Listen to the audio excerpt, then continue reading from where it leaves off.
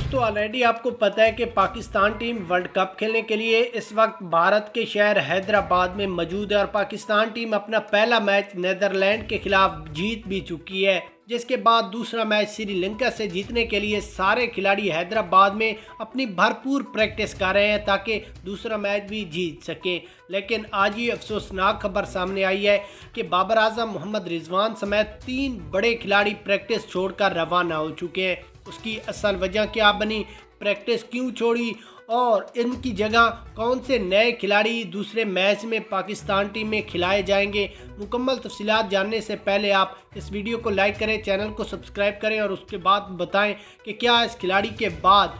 Pakistan team अपना दूसरा match जीत सकेगी या नहीं। उसके बाद अगर यहाँ पर हम उस खिलाड़ी की बात करें तो आज पाकिस्तानी खिलाड़ी प्रैक्टिस कर रहे थे। प्रैक्टिस के दौरान सुलेमान अली आगा को मुंह पर, नाक के ऊपर एक बाल लगी जो कि बहुत ही बुरी तरह ज़ख्मी हो गए और वो प्रैक्टिस छोड़कर जब गए तो उसके साथ साथ बाबर आजम और मोहम्मद रिजवान ने भी प्रैक्टिस छोड़ दी कि हम भी इसके बगैर प्रैक्टिस कभी भी नहीं कर सकते। जिसके बाद ज़राए का ये कहना है कि सुलेमान अली आगा दूसरे मैच से भी पाकिस्तान टीम से बाहर हो चुके हैं, जबकि ये इतलात दी जा रही है कि इसकी जगह कोई नया पुराना खिलाड़ी हो जो कि पाकिस्तान टीम को मैच जितवाने में अहम किरदार अदा सकेगा। मोहम्मद रिजवान और बाबर आजम ने अभी तक प्रैक्टिस नहीं शुरू की सुलेमान अली आगा के जाने के बाद। देखते हैं पाकिस्तान टीम अपनी सुबह प्रैक्टिस भी शुरू करेगी और नए खिलाड़ी का भी अनाउंसमेंट करेगी। आप सुलेमान अली आगा के लिए दुआ भी कमेंट्स में कर सकते हैं।